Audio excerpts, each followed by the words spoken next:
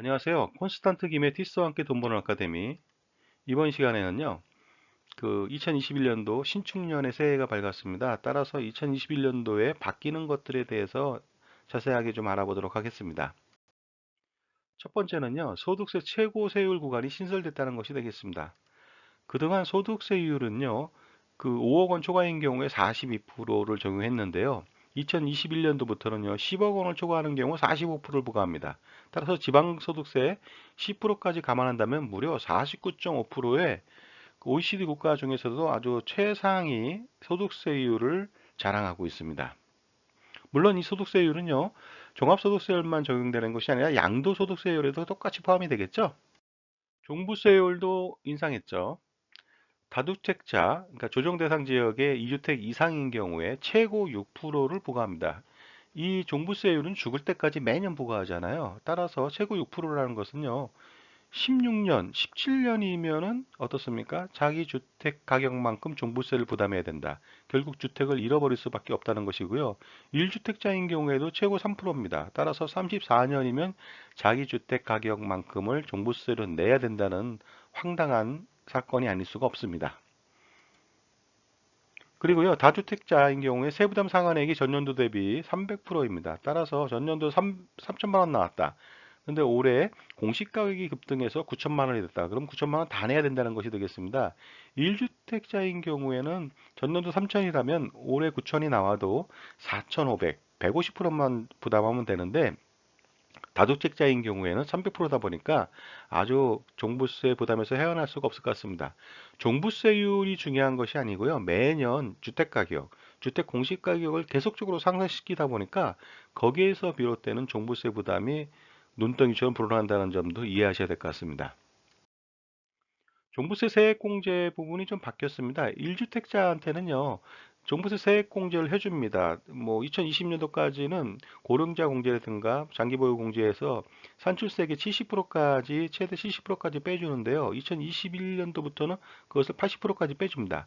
그러나 2020년도까지 부부가 공동으로 1주택을 소유한 경우에는요, 각각 1주택씩 2주택에 해당되는 것으로 판단해서 종부세 세액 공제를 해주지 않았거든요. 그것을 개선해 가지고 2021년도부터는 부부가 공동으로 1주택을 소유한 경우에는 각각 신고하던가 아니면 1주택으로 신고해서 종부세 세액 공제를 최대 80%까지 받을 수 있게끔 선택할 수 있게끔 조치를 취했습니다. 따라서 종부세가 1억이 나왔다. 그러면 8천만 원까지 공제가 되니까 종부세 세액 공제 반드시 잘 선택해서 공제를 받아야 되겠습니다. 다음은 양도세의 중과세율이 되겠습니다. 2주택자인 경우에는요, 65%를 부과합니다. 기본세율 플러스 20%다 보니까요. 근데 지방소득세까지 합친다면 71.5%, 거의 뭐 대부분의 양도 차익을 다 세금으로 내야 된다는 것이 되겠습니다. 하지만 3주택자는 놀랄만 합니다. 기본세율 플러스 10%, 결국 75%를 내야 되고요. 지방소득세까지 하신다면 82.5%를 내야 되는데요. 82.5%의 어떤 상징적 의미는 무엇이냐면요. 양도 차익에 뭐 100%가 안 되니까 남는 것 같지만 절대 남지 않습니다. 왜냐하면 주택을 보유하면서 유지 관리해 주는데 들어가는 비용들이 굉장히 많거든요. 그것을 감안한다면은 3주택자가 주택을 판다. 그러면 손해 나고 팔게 되는 기현상이 일어나게 됩니다. 주택 분양권도 주택수에 포함시킨다는 것이 되겠습니다. 2022년도까지는요, 분양권은 주택수에 포함되지 않기 때문에 양도세 중과의 대상이 되지 않습니다만은 2021년도 1월 1일 이후 취득한 분양권은 주택수에 포함되기 때문에 기존에 주택이 하나 있다. 그러면 다주택자가 돼가지고 양도세 중과를 피할 수가 없습니다. 물론 취득 분양권은 2021년도 1월 1일 이후에 해당되는 것만 되고요. 2021년도, 2020년도까지 취득한 분양권은 주택수에 포함되지는 않습니다. 기초연금액이 좀 인상됐죠.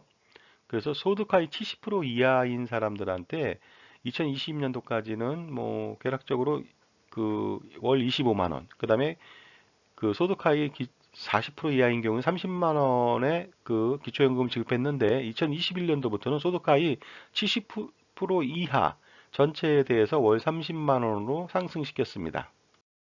법정 최고 이자율도 바뀌었습니다. 2020년도까지는요, 연 24%였는데 4%가 인하돼서 연 20%로 낮춰졌는데요. 2021년도 하반기부터 적용되게 되겠습니다. 이렇게 법정 최고 이자율이 낮아지면은 서민들한테 유리하다고 판단하는 경우가 많은데 절대 그렇지 않습니다. 왜냐면요, 신용이 떨어지는 사람들은요, 이제는 제도권 내에서 그 대출을 받기가 점점 더 어려워지고 사금융 사채로 몰리게 된다는 그런 최악의 결과를 빚을 수밖에 없기 때문에 그렇습니다. 그래서 이것은 좀 문제가 심각하다고 볼 수밖에 없을 것 같습니다. 증권거래세율도 조금 인하됐습니다. 조금인데 어느 정도일까요? 코스피는 0.08%, 전에 비해서 0.02% 하락했고요. 인하했고요. 코스닥은 0.23%, 마찬가지로 그 전에 비해서 0.02% 참새 눈물만큼 낮아졌습니다. 2022년도까지 이것을 적용하고요. 2023년도부터는 코스피는 0% 적용하고요. 면제죠. 코스닥은 0.15%를 적용하는데 왜 그러냐면 2023년도부터는 주식 차이 양도소득세를 그 2천만 원을 초과하는 경우에 부과하기 때문에 그렇습니다. 최저임금이 좀 바뀌었죠. 최저임금이요. 2020년도 8,590만 원, 8,590원에서요. 2021년도부터는 8,720원으로 오릅니다. 8시간을 근무했다면요. 69,760원이 되겠고요.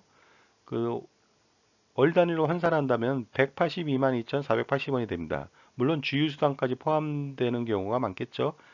편의점이 요새 장사가 잘 안 된다고 합니다. 그런데 편의점 알바를 쓴다면 월 182만 원 정도를 내야 되는데 편의점 사장은요, 월 182만 원을 못 받는 경우가 많다는 그런 그 이상한 결과가 나오기도 하는데요. 결국 최저임금의 인상이라고 하는 것은요, 오히려 아르바이트나 단기 일자리를 찾는 사람들한테는 최악의 어떤 악영향을 끼칠 수가 있을 것 같습니다. 다음은 산재보험 의무화가 되겠습니다. 기존의 보험 설계사나 퀵서비스 기사라든가 아니면 택배기사, 방문 판매원 등 특수고용직에 대해서는 산재보험 의무화가 아닌데요. 2021년도부터는 산재보험 의무화가 되어 있습니다. 이것 때문에 또 저능률 보험 설계사인 경우에 그 해고화돼서 오히려 고용에 악영향을 끼칠 영향이 높다고 판단이 될 수가 있습니다. 그 다음은요, 맹견을 소유한 사람들은요, 보험 가입이 의무화된다는 것이 되겠습니다. 그래서 맹견 소유자 보험 가입 의무화, 그 도사견이나 아메리칸 피플 테리어 등 이러한 5종의 맹견을 가지고 있는 사람은 반드시 보험 가입을 의무화해야 되고요. 그 잡종까지도 가지고 있다면은 당연히 보험 가입 의무화가 되겠습니다. 자, 지금까지요. 2021년도에 바뀌는 것들에 대해서 알아봤습니다. 감사합니다.